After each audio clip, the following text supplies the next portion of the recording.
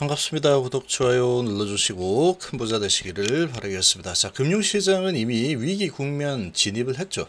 이 정도로 하락을 하고 아주 작살이 나고 있다 그러면 이미 이 위기 국면에 진입했다 라고 봐도 무방합니다. 근데 여기서 더 흔들고 내려갈 수도 있겠죠. 바닥은 아무도 모르기 때문에. 자, 그리고 우리나라는 G20 국가 중에 하락률 1위를 기록을 하고 있습니다. 자, 하락률 1위. 자, 요런 상황에 코스피, 삼성전자, LG엔솔도 못폈다. 공매도 40%가 증가했죠. 자, 이런 상황에 환율은 계속 급등을 하고 있죠. 자, 이런 상황이다 보니까 이 자본 유출이 실제로 또 일어날 수 있는 상황에 공매도들이 마음대로 이런 위기, 이 공포 분위기를 이용해서 주가를 조작하듯이 마음대로 주가를 들었다 놨다 할 수 있겠죠. 더 크게 아주 바닥이 어딘지 모르게 박살내 주겠다 라고 마음먹으면 얼마든지 할 수 있는 환경이다 라는 겁니다. 자, 공매도 금지가 급물살을 탈 수밖에 없겠죠. 이런 소식들은 지금 이 공매도 금지에 불을 붙이는 소식들이다 라고 보시면 됩니다. 자, 한번 보시면, 자, 금융시장은 이미 위기 국면입니다. 지금 한번 보시면 코스피가 36%나 하락했고 코스닥이 38%나 폭락이 일어났죠. 시총이 642조가 사라졌는데 지금은 공매도 금지 시기가 아니다. 이런 말을 할 수는 없는 겁니다. 자, 올해 3년물 금리가 238.8bp 뛰고 원달러 환율이 20%가 급등을 했죠. 아주 지금 시장, 금융시장만 딱 보면은 이미 위기 국면에 진입을 했다라고 봐도 과언이 아니겠죠. 전 세계 중앙은행의 금리 인상과 달러 초강세로 인해서 주가와 금리, 환율이 요동치면서 국내 금융시장은 이미 위기 국면에 진입한 지 오래입니다. 이미 오래됐다. 외국인 투자 자금이 빠져나가면서 주가는 고점 대비 30% 넘게 급락을 했고, 자, 채권 금리는 13년 만에 최고치로 뛰었고 환율은 올해 20% 치솟았죠. 금융시장 안팎에서는 우리 시장 2008년 글로벌 금융위기 이후 위기 국면에 다시 진입한 것이 아니냐라는 우려가 번지고 있습니다. 코스피가 36, 코스닥이 38% 폭락했죠.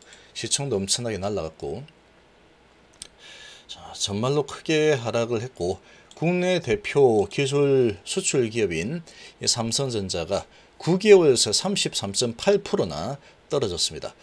현대차도 이렇게 단단하던 현대차마저도 주가가 22.5%나 하락을 했죠. 초저금리 시대 급성장한 성장주 네이버와 카카오 주식도 반토막이 났습니다. 자, 그리고 시총, 코스피 시총이 작년 말 2203조 정도 됐었는데 지난달 30일 1698조 정도로 완전히 쪼그라들었죠. 504조나 날라갔습니다. 코스닥도 작년 말 444조 2,960억이던 시총이 308조 8,630억으로 137조 4,330억이나 감소가 일어났죠. 인플레이션과 금리 인상, 이게 가장 큰 부분이고 외국계 투자 자금이 빠져나가고 있어서다라고 하고 있는데, 여기에 지금 빠져나가는 부분도 있지만 공매도가 어마어마하게 지금 활동을 하고 있죠. 외국인은 올해 코스피와 코스닥 시장에서 16조 5천억 순매도했고, 과거 우리 증시가 위기 때마다 고점 대비 절반 정도 하락한 경험을 고려하면은 주가는 더 내려갈 가능성이 크다. 이렇게 지금 또 바라보고 있습니다. 코스피는 글로벌 금융위기 당시 2008년 한 해 40.7% 하락, 닷컴 거품부 이때는 어마어마했죠. 이때는 진짜로 많이 빠졌습니다. 50%. 지금 적게 빠진 거냐? 결코 그렇지 않습니다. 엄청나게 빠진 거죠. 거의 40% 육박하는 수준까지 빠져내려와 있는 상태다. 근데 그 정도로 엄청난 위기냐? 그렇게 보기도 좀 어렵습니다. 사실 보면 환경을 보면은 과거 대비해서는 지금 물가 부분하고 금리 이걸로 지금 내려간 상태이기 때문에, 치솟는 채권금리 3년물 올해 238.8% 급등을 한 상황이다. 자, 이런 소식. 그리고 폭주하는 원달러 환율 1,500원 돌파는 시간 문제다. 또 이렇게 나오고 있죠. 실제로 그렇게 될 수도 있고 이건 좀 지켜봐야 되겠죠. 원달러 환율이 지난달 30일 종가 기준 1430.2원이니까 지금 20% 올랐습니다. 연초 대비 20%. 그러니까 1,500원 뭐 올라가는 거 70원만 오르면 돌파죠. 지난해 10월 12일에 1,200원 선을 넘어선 환율은 지난 6월 23일 1,400원 선을 진입하기까지 8개월이 걸렸다. 1,400원까지 올라가는 데는 불과 3개월밖에 걸리지 않았죠. 아주 원화가치 절하폭은 다른 주요국 통화보다 유독 지금 크게 또 나타나고 있습니다. 연초와 비교해서 달러 대비 환율 상승률을 보면 중국 위안화, 유로는 11.5%, 14.9% 원화보다 낮죠. 환율 상승은 수입 가격 상승으로 국내 물가를 오르게 만드는 요인이죠. 그래서 한국은행에 따르면 원달러 환율이 1%일 때 물가 상승률은 0.06% 포인트 높아지는 것으로 추산이 되고 최근 환율이 20% 오른 영향으로 물가 상승률이 1.2% 정도 올라섰다라는 뜻이 되는 거죠.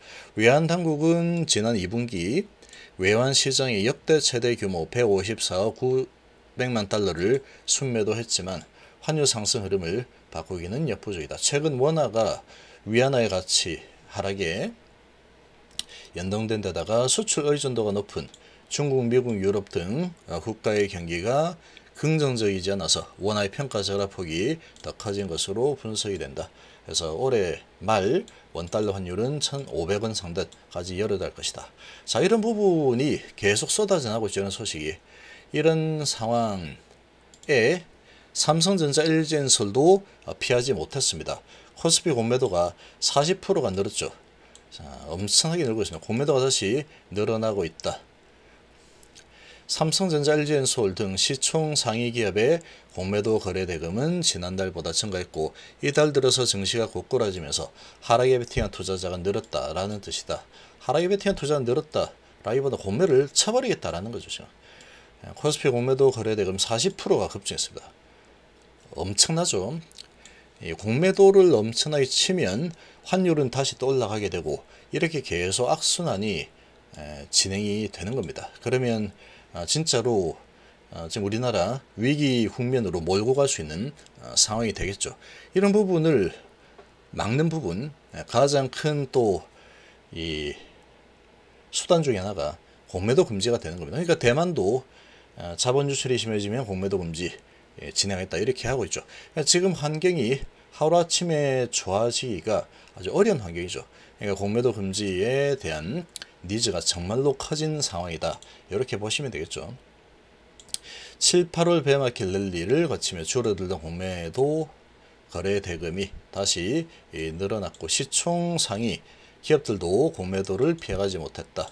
삼성전자 이달 하루 평균 공매 거래 대금은 269억 4,400만원, 지난달 149억 1,000만원 대비해서 2배나 늘었죠. 전체 거래 대금 대비해서 공매 비중의 평균치도 3.32%, 지난달 2.22%보다 늘어났습니다. LG엔솔도 이달 평균 공매도 거래 대금과 비중은 각각 261억, 13%이죠. 아주 많이 늘었죠. 80억의 5%보다 거의 뭐 더블 이상 늘었습니다. 하이닉스도 마찬가지로 공매도 거래 대금 비중 모두 다 증가했죠. 고환율의 고물가의 고금리 속에서 국내 증시 전망이 어두워지자 하락에 베팅하는 투자자가 늘었다. 이 뭐 공매도들이 그냥 치고 있는 거죠. 치고 있다 이렇게 보시면 되고 앞으로 기업이익은 5% 10% 정도 하향할 것으로 보고 있다. 이를 반영해서 코스피 지수는 2000선을 밑돌 가능성이 없다. 이런 지금 이 분석들이 이제 계속 나오고 있습니다. 이런 소식들이 계속 나온다라는 것은 여기서 이제 더 하락을 또 할 수도 있습니다. 바닥이 어딘지 모르기 때문에 하락을 할 수도 있지만 이런 소식들이 이제 위기를 감지하고 위기다 계속해서 이렇게 떠들어대고 있는데 이런 부분은 이제 시장은 바닥을 잡을 가능성이 높습니다. 이제 바닥을 점점 잡으려는 에너지가 활발하게 활동을 할 가능성이 높다. 그리고 이제 지금 당장 상황이 워낙에 안 좋기 때문에 이 공매도 금지가 일어날 가능성이 아주 높죠. 그러니까 당분간은 환경이 좋아질 만한 부분이 없다라는 겁니다. 없다라는 거다. 그래서 지금 시장이 바닥을 잡는 이 흐름은 언제 나올지 모르겠지만 하락을 한다고 해도 더 크게 하락할 수 있겠지만 그런 부분을 다 압도하고 다시 올라선 흐름은 반드시 나타나게 될 겁니다. 항상 바닥권에서 움직일 때 이런 소식들이 나올 때 바닥이 좀 더 내려가는 흐름이 나오더라도 그다음에 다시 올라선 흐름으로 이제 방향을 바꾸는 경우들이 대부분이었죠. 역사적으로 보면. 지금 이제 여야가 전부 다 이 공매도에 대해서 금지 제한해야 된다. 이런 소식들 여야 전부 다 지금 당장 중단해야 된다라고 하고 있죠.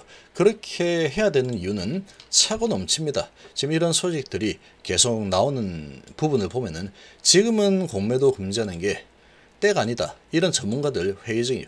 이거 지금 말도 안 되는 소리가 되는 거죠.